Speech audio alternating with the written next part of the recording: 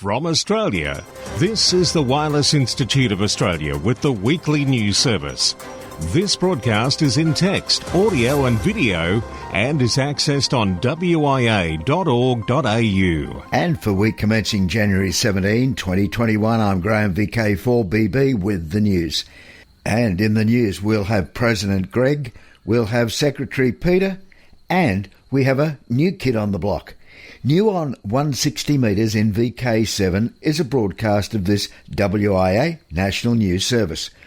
Graham, VK7GS, has volunteered to rebroadcast the WIA and the VK7 amateur radio news broadcasts on 1.865 MHz. Transmission is from Sheffield. Stolen. South Australia's Country Fire Service at Eden Hills has had its antenna stolen from the roof. Not what you'd call a brazen thief. Maybe if karma gets this thief, it will be a blazing thief. This station in the past year has racked up some 15,000 plus hours work. Their radio paging system is now unusable, but emergency messages are still coming to them from the Central Emergency Communication Studio, be it by other means. VK1WIA. Hello, this is Greg with this week's WIA board comment. I will start with wishing everyone a happy new year for 2021 and hopefully a better year than 2020. This time last year, the eastern states of Australia were in the midst of a bushfire emergency following a protracted drought exacerbated by extreme temperatures, with, as reported by the Bureau of Meteorology, 2019 being the hottest year on record. Little did we know then that we were being stalked by an invisible menace later dubbed the COVID-19 pandemic. So far, 2021 does seem to be shaping up with the potential for a much better year. Of course, given 2020, that's hardly a stretch goal. Australia has fared well relative to other countries in the handling of the pandemic, even with the recent outbreaks causing havoc for many. Science in this time has been brought once again to the fore in both the guiding of suppression of the pandemic and with the amazing speed of development of effective vaccine. Applied science, electrotechnology, is so much a part of the radio amateur service that is never top of mind. It is important to be aware that an amateur licence is fundamentally an experimental licence, the reason we continue to have access to radio spectrum. The list of contributions to science from innovations powered by radio amateurs is long, and the science is exciting, and we need to find more ways to share that excitement with the younger generation of such things as communicating with satellites or the International Space Station. ARIS has done much in this endeavour, engaging with youth, with allowing school kids to interact with the International Space Station. And IARU, that's the International Amateur Radio Union initiatives such as YOTA, Youth on the Air, are now gaining traction after a slow start 2 or 3 years ago. YOTA is introducing a new generation to amateur radio and showing them that science can be fun. But for YOTA to work, we need to recruit and support what are best called YOTA evangelists, younger amateurs that can interact and spread the word in the context of the language of the already technology-enabled younger generation. This is a train-the-trainer approach that works. Some earlier YOTA approaches were not so successful. It is early days with YOTA, but it is a worthwhile initiative. So if you or your local club is interested in becoming involved with YOTA, visit the IARU website and search on YOTA.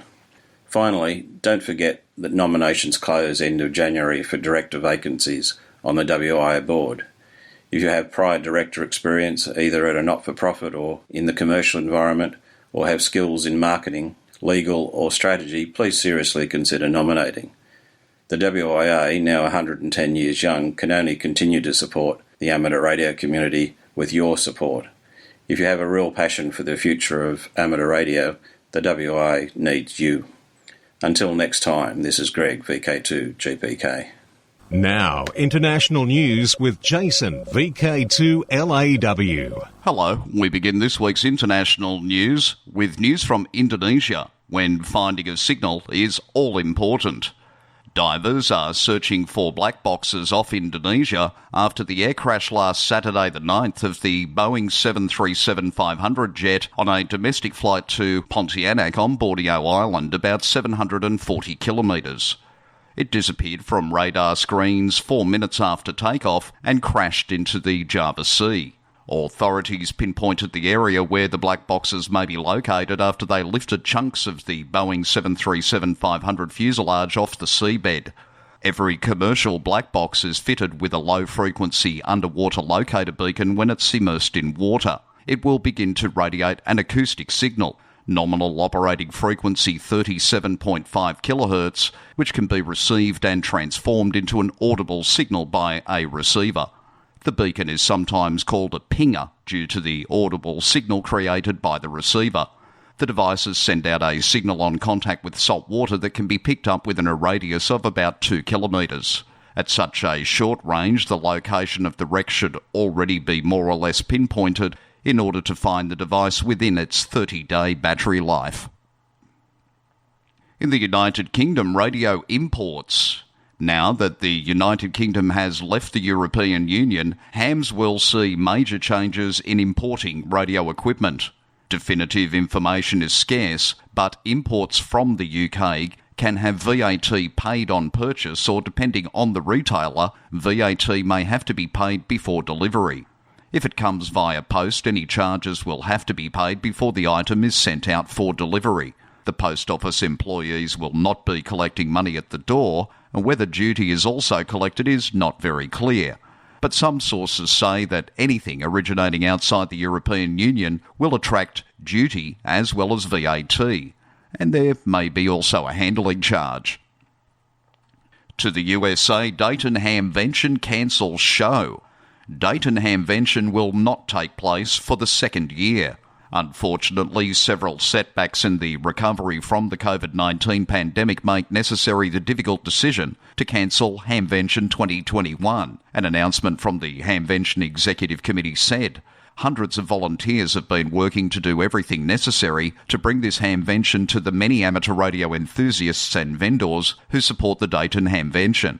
Vaccine distribution both in the United States and around the world is lagging behind what was planned. In addition, the emergence of a more communicable form of COVID-19 virus increases the potential for further public health problems in the next few months. We make this difficult decision for the safety of our guests and vendors. Those who had their tickets deferred last year will be deferred again. FCC eyes adding additional volunteer examiner coordinators. The Federal Communications Commission is asking, is 14 enough? That's the current number of volunteer examiner coordinator organisations who oversee volunteer examiners, the hams who administer the US licence exams. FCC would like public input on whether it should authorise as many as 5 to support the volunteer examiners' ongoing work. VE coordinators oversee the accreditation of the volunteer examiners, managing administrative tasks connected to the exams they give, and coordinating when the tests are given. News from Canada. Former RAC President John Hopwood, Victor Echo 7 Romeo Delta, silent key. Hoppy Hopwood, Victor Echo 7 Romeo Delta of British Columbia, was aged 91. Hoppy was instrumental in the founding of RAC and was inducted in 2015 as a member of the Canadian Amateur Radio Hall of Fame. Licensed in 1955, an early member of the Canadian Radio Relay League, the CRRL, the Canadian Amateur Radio Federation and ARRL. As Vice President of CARF, Hopwood encouraged the CARF and CRRL boards to resume talks to consider creating one national society. Merging the two societies was a complex, delicate process, RAC said in remembering Hopwood. He worked with CRRL President Danish Dunn, Victor Echo 3 Delta Sierra Sierra, who, RAC said, shared the vision for a strong national amateur radio society. Hopwood served as RAC's first vice president and subsequently was appointed as RAC president, retiring in 1998 after 6 terms. Rest in peace, John Hopwood, Victor Echo 7 Romeo Delta, silent key. And rounding up this week's international news from Brazil, home-constructed ham radio equipment. On December 29, 2020, Brazil's National Amateur Radio Society, LABRE, participated in a video conference with their communications regulator, Anatel. On the agenda, the agency's treatment of homemade equipment, those built by the radio amateur himself, which currently requires approval certification. At the meetings, regulator Anatel raised, amongst other issues, its understanding that artisans should be certified under the General Telecommunications Law. In view of this position, LABRE has insisted on the need for the exemption of artisans based on the more historical arguments and statements about decisions already taken by Anatel in favour of the exemption, including based on Resolution 697/2018, which is clearly stated in its Article 13 that hams do have the claimed exemption.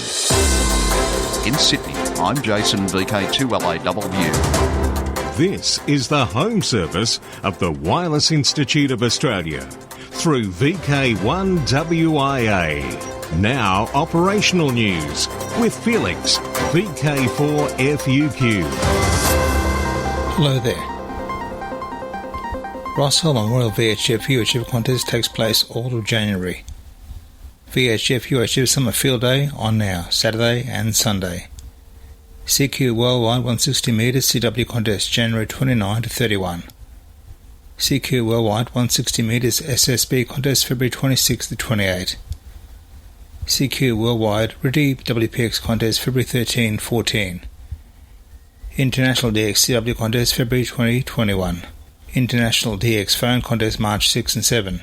These contests are for VK area stations and DX as far as Canadian and USA stations are concerned, to work as many W/V stations in as many of the 48 contiguous states and provinces as possible. The bands will be allotted lots of W/V hams looking to work as many DX stations in as many DXCC entities as possible. WIA John Moyle Field Day 2021, March from UTC 0100 hours on Saturday 20 to 0059 hours Sunday the 21st. The CQ Worldwide SSB WPX contest March 27-28. The CQ Worldwide CW WPX contest May 29-30. April 25 AM CW Anzac Day, Monday 25th from 9 AM on 7125 kHz AM. Harrow Angel Sprint will be May the 1st, 2021, 10 hours to 11:46 UTC. The VK Shire is the June long weekend, which is a weekend prior to the second Monday of June each year, making it June 12-13 in 2021. Winter VHF UHF Field Day is June 26-27. DX Window. In what appears to be a growing trend, yet another DX special event station is said to have announced there will be no QSL cards. Still, hams are honouring the work of Lions Clubs International with event call GB4BLC in England. Members of the Bedworth Lions Club and operators from the Coventry Amateur Radio Society are operating through until January 28 on most of the HF bands. But again, there will be no QSL cards. The RAAF will be flying high to celebrate its 100 years on March 31. The Royal Australian Air Force call signs to target are VI-100AF March 1 to 29 May, VK100AF March 1 to 31 August.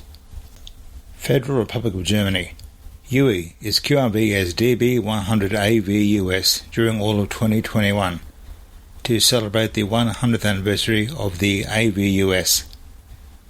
Located in the southwest of Berlin and opened in 1921, it is the oldest controlled access motorway in Europe. QSL to home call DO2PZ. Pakistan and Indonesia. A couple of FT8 stations we're looking out for are AP2AM and YD7RV. Ravi, YD7RV is QRV from Leeward Island, IOTA OC166, and is active almost daily around 1700 Zulu on 40 metres using FT8. Sayed, AP2AM is on 160 and 80 metres using FT8 at his sunrise. For VK1WIA National News, I'm Felix, VK4FUQ Inningham. Now, Special Interest Group News with Bruce, VK3FFF. Good morning. Worldwide Special Interest Group News. Astronomical. The Juno spacecraft orbiting Jupiter has discovered an FM radio signal coming from the moon Ganymede. Salt Lake City's ABC TV Channel 4 says the find is a first-time detection from the Jupiter's moon. Patrick Wiggins, one of NASA's ambassadors to Utah, said it's not ET, it's more of a natural function. Juno was travelling across the polar region of Jupiter where magnetic field lines connect to Ganymede, and that's when it crossed the radio source. Scientifically, it's called a decametric radio emission. Here on Earth, we know it as Wi-Fi, and we use it every day. According to Britannica.com, Jupiter's radio emissions were discovered in 1955, and over the last 66 years, more and more discoveries have been made about how the signals work.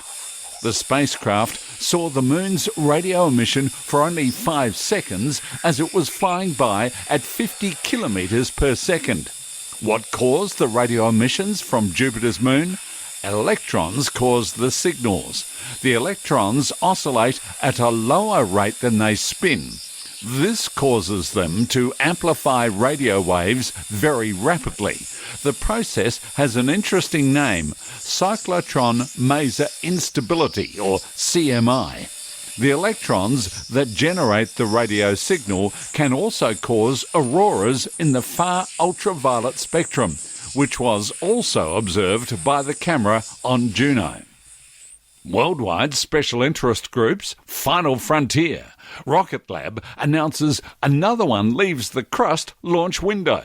The mission will launch a single communication microsatellite from Launch Complex 1 on New Zealand's Maya Peninsula for the OHB group that will enable specific frequencies to support future services from orbit.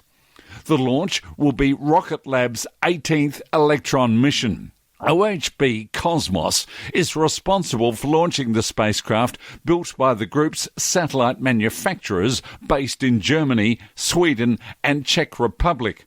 The mission will launch from New Zealand. Alba Orbital, the space broker that manages the launch of AMSAT EA, AMSAT Spain and ESAT-2 and Hades satellites, has informed of a delay in the scheduled one for January with SpaceX. They said, "This delay has nothing to do with our satellites or with Alba Orbital itself. It's attributable to Momentus, which acts as an integrator with SpaceX." They said, "The delay means the next try would probably go to March, coinciding with the Starlink mission and being located in an estimated orbit between 450 and 550 kilometres with an inclination of 53 degrees. Momentus offers 2 services: shuttle flights from rocket drop-off points to popular destinations, and charter flights for customers whose intended destinations are not served by shuttle flights. Momentus plans to offer Vigo ride service on quarterly launches in 2021. Dawn Harms, Momentus Chief Revenue Officer, said more than a dozen customers are currently booked across the various missions. Additional customers have signed up for Momentus charter flights from the Falcon 9 drop-off to other destinations. Charter customers include C3S Electronics Development of Hungary and Space Maniac of Slovakia, a spin-off of the Slovak Organisation for Space Activities, a non-governmental group that promotes space research and technology. Worldwide Special Interest Groups, IOTA. Grant VK1WIA says OC139 activity is a combination of CW, SSB and FT8, possibly with some RTTY and PSK thrown in for fun. Also this weekend during the WIA Summer VHF UHF Field Day on 6 metres, 2 metres, 70 centimetres and maybe 23 centimetres. Visit VK1WIA webpage for more. Special interest groups, low down. Very low frequency VLF enthusiast Joe Craig, VO1NA, reports that Stefan, DK7FC, copied his 50-character message transmitted from Newfoundland on 8.271 kHz with a radiated power of 10 milliwatts. He said, "This is a new record for amateur transatlantic VLF." He said the mode used was EBNaught by Paul Nicholson, a synchronous coherent BPSK mode for use at VLF and low LF. Craig's Tower supports a VLF RL, rotated L, 10 metre average height and 100 metres long. VLF is the ITU designation for radio spectrum in the range of 3 to 30 kHz, corresponding to wavelengths from 100 to 10 kilometres respectively. Craig noted, since VLF waves can penetrate at least 40 metres into salt water, they are used for military communications with submarines. I'm Bruce, VK3FFF. From Australia, this is the Wireless Institute of Australia with the weekly news service. Available on RF and on demand 24/7 from the WIA.org.au website. Media Watch and Murder, She Wrote. This time it's Murder, Who Spoke? A TV drama about the murder of radio ham Golf Zero HFQ was aired on the UK Monday 11th. ITV broadcast the first of a three-part TV drama about the murder in 1989 of Oxfordshire radio amateur Peter Dixon, G0HFQ and Gwenda Dixon, who were on holidays in Pembrokeshire. In the November 1989 Radio Communications magazine, the RSGB wrote, "Did you work GW0HFQ/M?" As we've reported in previous editions of Radcom, Peter Dixon and his wife Gwenda were brutally murdered whilst on holidays in South Wales in June. Police have asked us to say they are still anxious to talk to anybody who had a QSO with Peter whilst he was operating on 7 or 14 megs SSB, 28 FM or 144 FM. The dates between which they'd like you to check your logbooks are the 19th to the 29th of June 1989.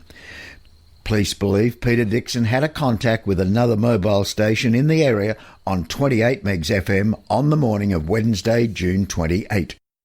Intruder Watch, Enforcement Zone and fox hunting decoy marketeer. The cost of RFI is dear. This story is about an FCC action against a company it is charged with radio interference. The US government agency, it seems, is making noises involving, of all things, animal noises. Amateur Radio Newsline's Ken Peterson, KC0DGY, has more. Can the grunt or snort or bleat of a deer be considered QRM? Probably not, but instructions being transmitted wirelessly, directing a hunting decoy to utter those noises, is quite another matter. The FCC and a U.S. company called Primos have entered into a consent decree over its product, the Wagon Whitetail Electronic Deer Tail Decoy, for what the FCC has called non-compliance with Part 15 of its rules. The FCC believes the decoy's remote, which users report has a transmission range between 40 and 60 yards, exceeds the authorized field strength emissions limits, and could interfere with nearby electronics. According to the FCC, the company acknowledged that it had marketed 6 such models that exceeded those limits. Primos has agreed to embark on a plan for compliance and has begun a voluntary recall.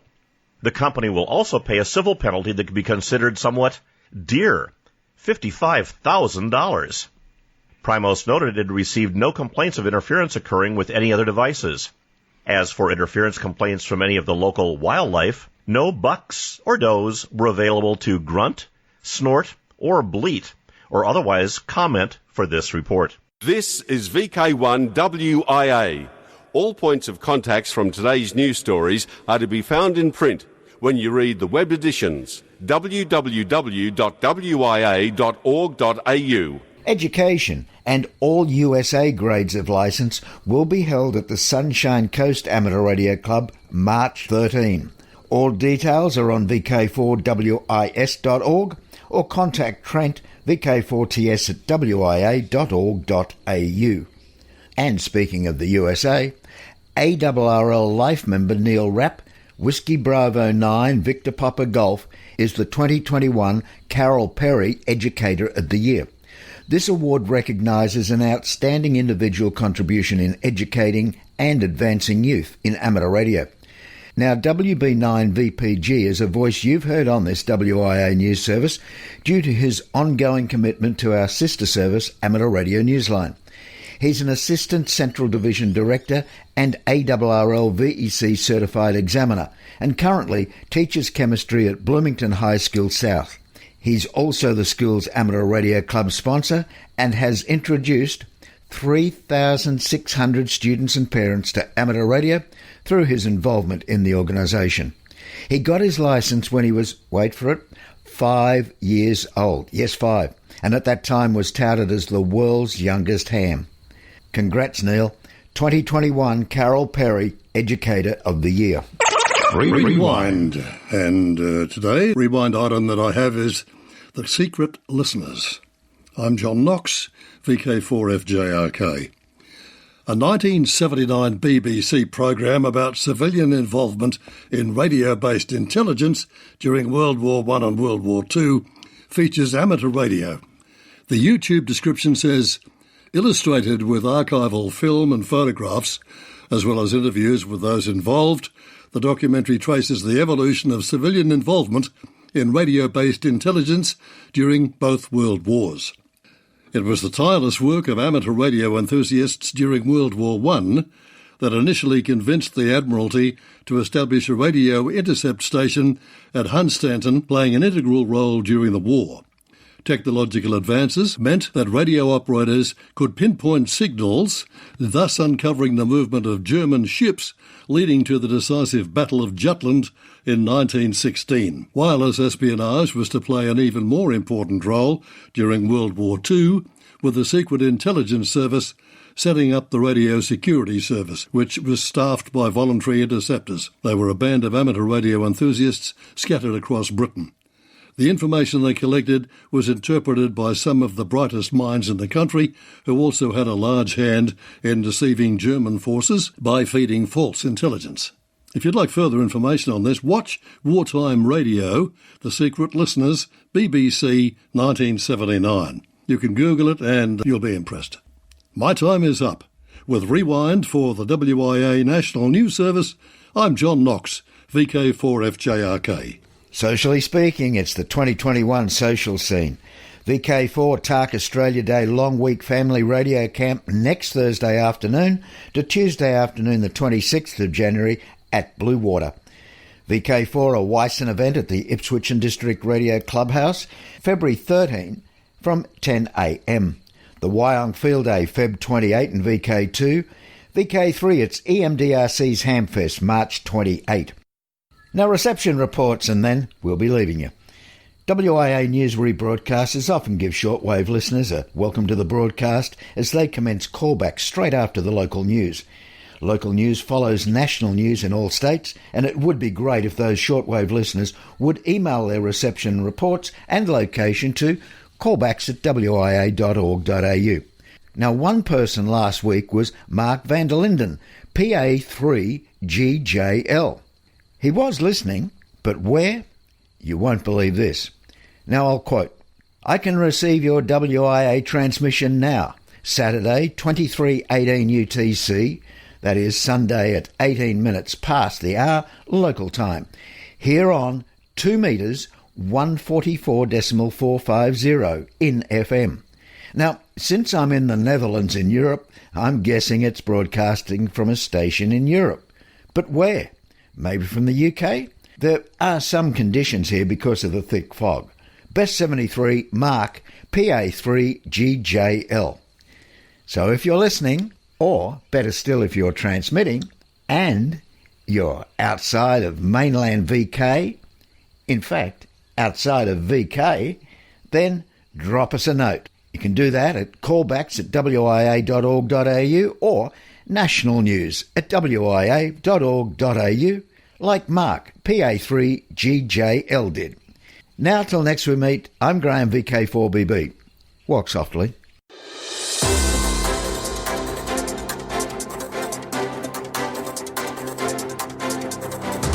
From Australia, this has been the Wireless Institute of Australia with the weekly news service. This broadcast is in text, audio and video and is accessed on wia.org.au.